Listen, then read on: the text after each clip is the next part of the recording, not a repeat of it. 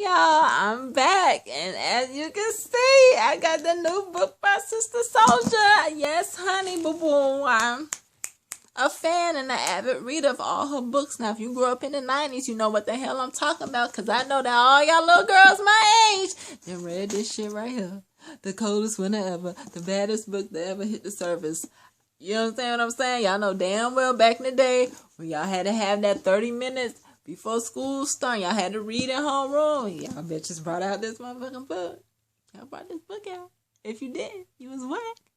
And if you didn't have this book, you had Fly Girl by Omar Tyree, or you had Sister by Eric Jerome Dickey. Don't do it. Don't let me call out these authors. And if you was talking about some gay stuff, honey, you was reading that Ian Harris. Yes, honey, I was reading these books all up and through middle school, high school, all of that. And today, let me just tell y'all something I found out. I actually let my niece read this book, and I think she was in middle school when I let her read it, and I think I was in middle school or high school, 8th or 7th grade when I got this book, I want to say. And the teacher told her, so Sister Souljah, if you see this, I just want to tell you, the teacher told her that she was not allowed to read this book in school. Here in backward as Atlanta, Georgia. Now, mind you, back in the day, teachers were just happy that your ass pulled out a novel and that you were reading any motherfucking way. But these motherfuckers, I mean, was like, she shouldn't read this. She's in middle school and you telling her not to read this, but y'all motherfuckers up there got little kids having sex and smoking weed in the bathroom, and you telling me that she can't read this and she's seeing it firsthand in real life? I almost went out there and cussed her ass out, but I did not do that. I said, fine, Giovanni. I said, well, you just take this out at another time. And I also gave her Fly Girl. And I don't know where these teachers come from, but back in the day, if you're a teacher, I'm 32 years old, even though I don't look it. Hey. If you're a teacher and you're my age, you know damn well that in middle school you was reading Fly Girl, Omar Tyree, Eric Jerome Dickey, Ian Harris, Terry McMillan. And those books were not censored. You know what I'm saying? They were very interesting books for us to read. And y'all know what I'm talking about. Westview Middle School, Turner Tech, Miami. What's up? How y'all doing out there? So, I was very pissed off about that because to me, just reading reading this book or any book like Sister Souljah gives you a very, like good life lessons, especially if you're not raised in a very hood environment. My niece is not raised where I was raised at. You know what I'm saying? I've spent my weekends in Liberty City and Brown Sub, and I live down the street from the club and the Club Rolex. Y'all know what I'm talking about. I live actually literally down the street from Club Rolex and that area and stuff like that. So her being so-called raised in the suburbs, I would like her to get some type of street sense from somewhere because she just needed, period. And I was kind of pissed off about that, but nevertheless, I'm here to give a review on the new book. I had just had to do my little rant, and let me just say this: it pisses me off that teachers would tell somebody not to read books. You should be happy that these kids are reading anything these days besides playing on their damn phone. So that pissed me off because half the time, these kids sit up there and just have the book open and don't read nothing. So for her to do that really ticked me off because it's almost a lose-lose situation. Like, you got a book, but you can't read it. What the fuck? Anyway, so I'm here to talk about Sister Souljah's new book.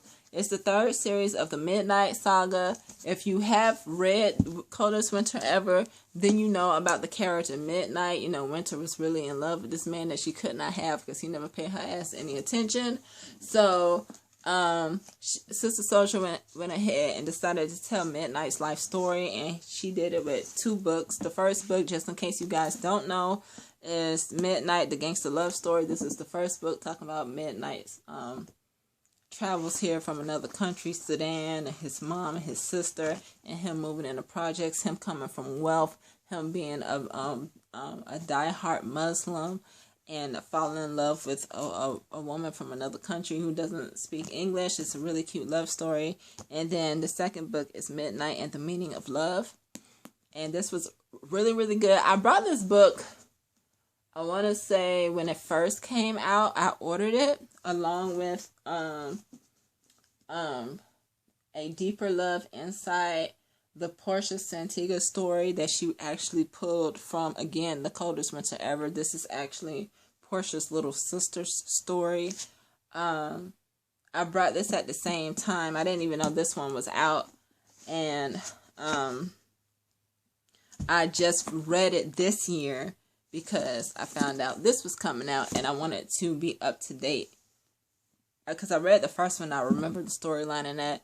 But for some odd reason, I wasn't really interested in reading these two books until this came out. I read some of this, but I didn't read all of it. And I'm glad I went back to read it to get full understanding because it prepared me for this. This book right here is talking about everything that's going on today.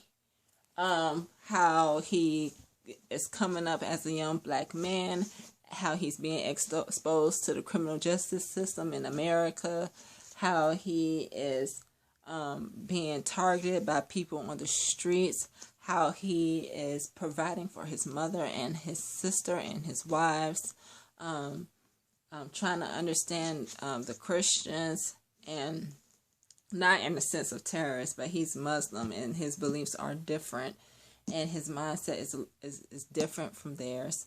But not in, with all this Muslim stuff going around, you say something about that, you think every Muslim's a damn terrorist. That's another thing that pisses me off, but that is not true.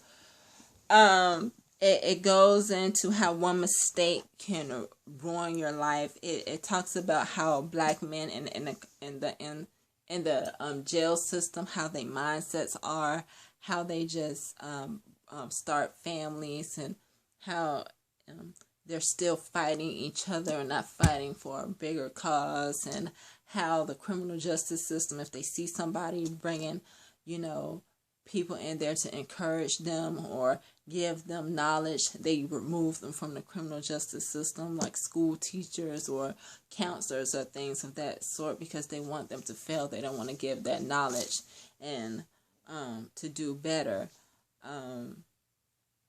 It talks about police brutality. It talks about how people lie.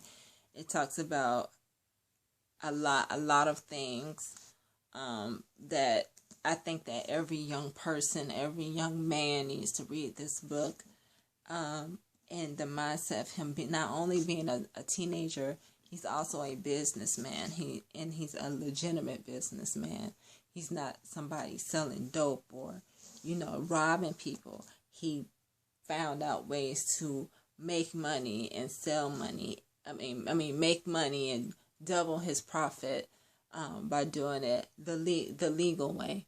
And, it just gives you, it just shows black men the options. It also shows a black man that how they're responsible for making sure the women and their families together.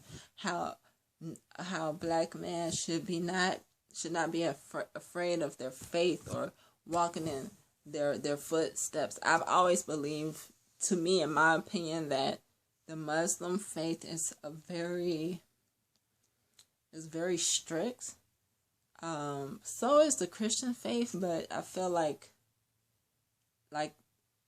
they really, when you're in it, they 100% follow it. And sometimes with Christians, they don't. You know what I'm saying? They pick and choose what they want to do. I'm not saying that Muslims don't, but from what I see and with the people that I know, it doesn't seem like they have a leeway. To me, personally, the ones that I know. It teaches you about how a man views a woman, how they cherish and love a woman outside of the body, just by, their mindset and how they handle themselves as a woman. Even women that don't speak English, one of his wives doesn't speak English, And he loves her and he respects her, but it's her characteristics. It's not her body, even though looks do mean something. It just teaches you about that. In addition to this book also goes into a little bit of how it does go into how Santiaga met Midnight. If you know anything about The Coldest Winter Ever, you know that Santiaga was Winter's father, and her father, right-hand man, was Midnight. So I'm assuming that after this book, just based on how it ended, that there will be a sequel, because even with this book, it doesn't talk about in full detail the fall of the Santiaga empire or whatever he had going on. It doesn't talk about it in detail. And to me, the best person to talk about how everything unfolded as far as Santiaga and his whole unit going to jail and going to prison and getting caught and getting arrested is Midnight. So I'm assuming and hoping that Sister Souljah has a book that puts The Coldest Winter Ever and the Santiaga story, like, to sort of to make it make sense. Even though these are standalone books, I do believe that you should start from the beginning until the end of this book, because for me, if you didn't read the first two Midnight books, you could still get by, but I got a better understanding of everything by reading the other two books. To me, I feel like you have to read them all together, even though she said they're standalone. I don't think they're standalone. I think you need to read the whole series, all the way from Winter to her sister. So I'm hoping that there's a book that is telling the story of that part of Winter, because the Midnight story is based on him before he started working for her father before this book. So everything that's going on now with Midnight is before he started working for her, that which is working for her father, that which is all in this book. So it has to be Sister Souljah, a book to bring it, to will it all in for the Winter and the Portia story, that whole series of what happened, even though it was explained, but coming from his perspective, I promise you it'll be way better, or real dope. So I just wanted to tell you that this is a really good book. It touches on a lot of things. The ending was interesting, but like I said, it's open-ended. It's not closed. Based on what I read, there is going to be a sequel, because it kind of left it open again. It left it open. So, yeah. It has to be a sequel to this. And I'm wondering if she will write a Santiaga, like take Santiaga, Winter's father, and write his story. I wonder if she start a series with that, but would that be going too far? You know what I mean? I wonder where would it start, because he's in prison in the book. He got caught and he's in prison. So I don't know, but I would love to hear the perspective, since he was Santiaga's right-hand man, about the falling of the empire, or of Santiaga and all that jazz. But like I said, the way this book ended, it's not done. So for me, it's not, because it's just like, okay, you still haven't got to him working for Winter's father. You still haven't gotten to that. It's nowhere near close, because they're on something else at the end of this book about buying bodies and stuff, something like that, with his wife's daddy. So I'm not gonna get into that, because you will have to read and understand where his wife daddy comes in at. And I don't want to give too much away for those who haven't read it, but just to let you know that this book is open-ended. It's not closed. It's a very good book, and I think you should get it. And that's it. This is a really good book. It's talking about a lot of stuff that's going on today, even if it's in a different time era. Because this stuff takes place in the 80s. But it's written so good that it makes sense now. So that's all I have to say. Sister Souljah, you did a wonderful job once again. And I will be ready for the sequel. And I know that you're working on Winter the movie. So I don't even know if she probably would drop this. See, this is the thing. It's two things that has to happen, Miss Sister Souljah. This series has to get finished where the Empire Falls of Santiaga. In my opinion, you don't have to, because I ain't threatening you. And you have to write a book about Winter getting out of jail. You have to. Like, I want to know what happens to her. Me personally. Because she's going to get out. I hope she get out. She only serving, I think, what, a couple years? Technically, she'll be out. Technically, she should be out. If I'm not mistaken.